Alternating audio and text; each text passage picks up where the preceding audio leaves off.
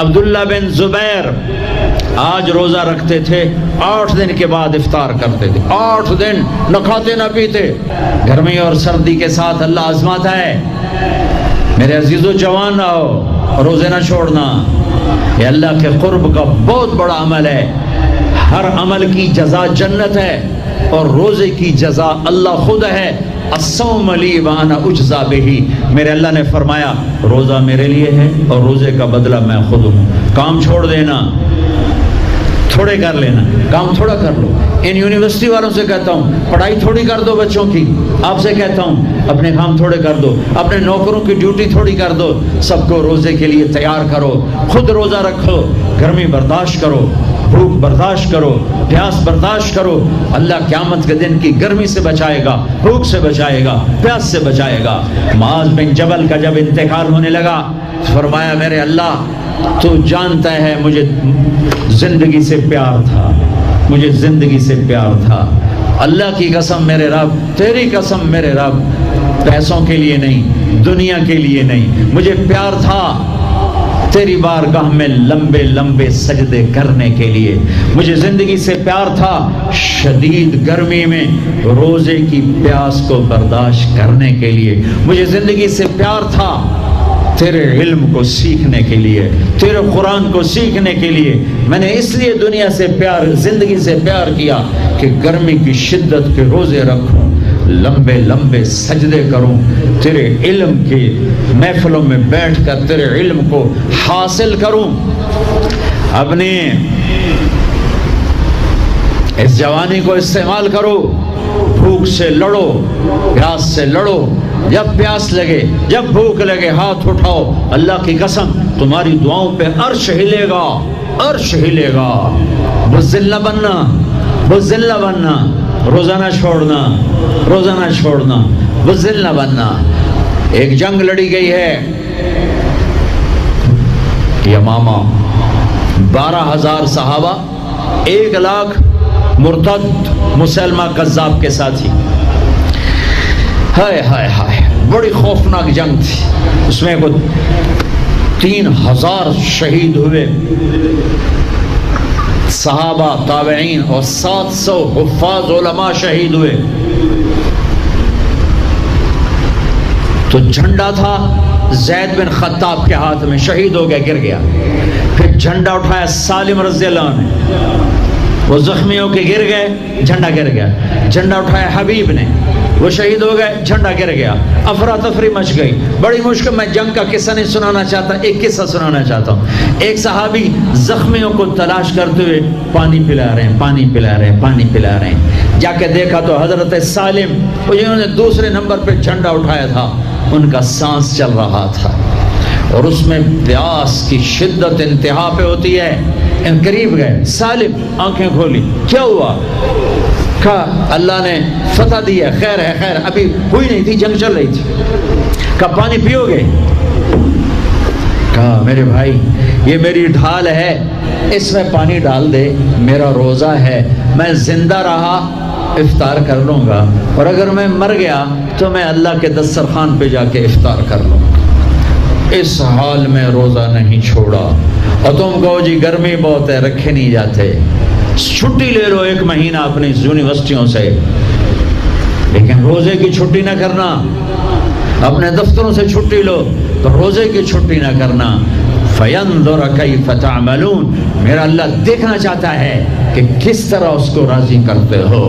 عاشق ہوویں، عشق کماویں، دل رکھیں وانگ پہاڑاں ہو، سائے سائے بدیاں ہزار غلامیں، کر جانے باغ بہاراں ہو، منصور جائے چک سولی دیتے، جڑے واقف کل اسراراں ہو، سجدیں سر چائن باہو، توڑے کافر کہن ہزاراں ہو، عاشق سوئی حقیقی جڑا، قتل معشوق دے مننے، سیر نو جوڑے تے مکھ نہ موڑے، بمیں 100 تلواراں کھنے، سچا عشق حسین علی دباہو، سر دتے تے راز نہ بننے۔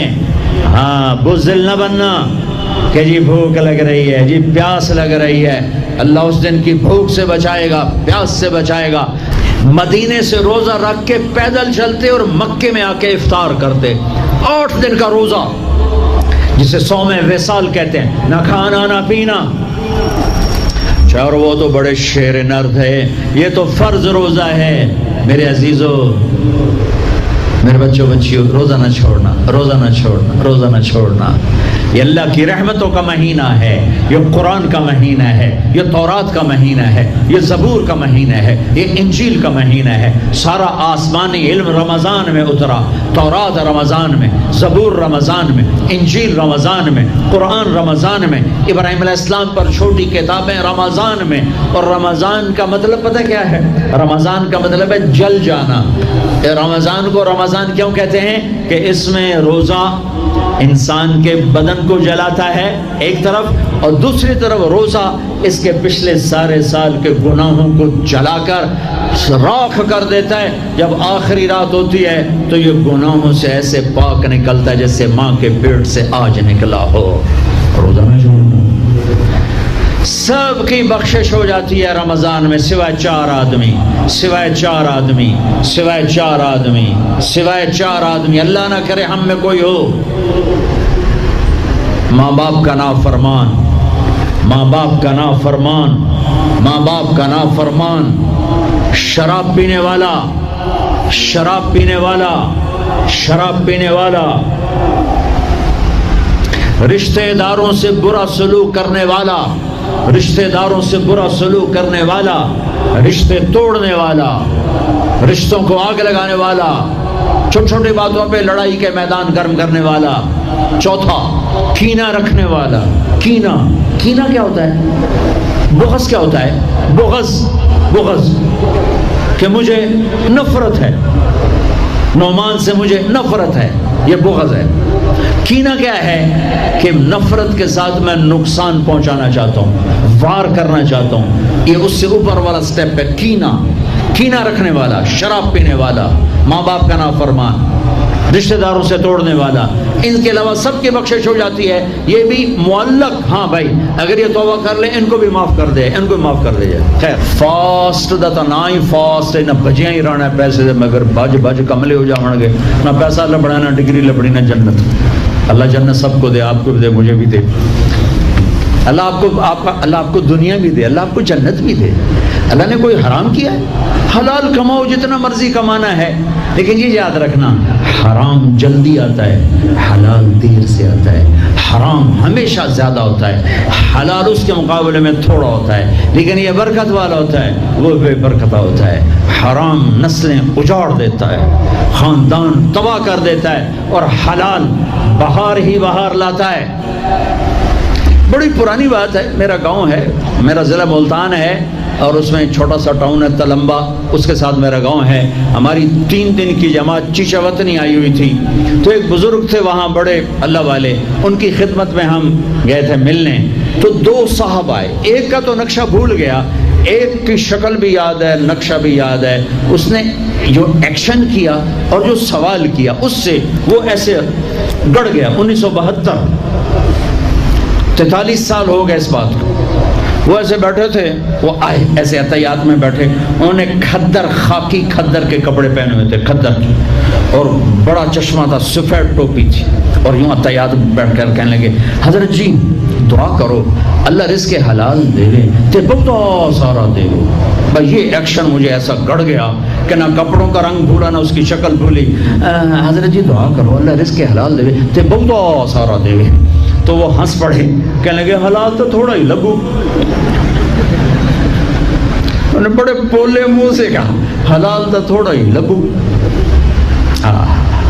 یہ نہیں کہ آپ فاقوں مرو گے، حرام زیادہ رہے گا، حلال کم رہے گا، لیکن بابرکت ہوگا، عزت، آبرو، اطمینان، سکون، چین۔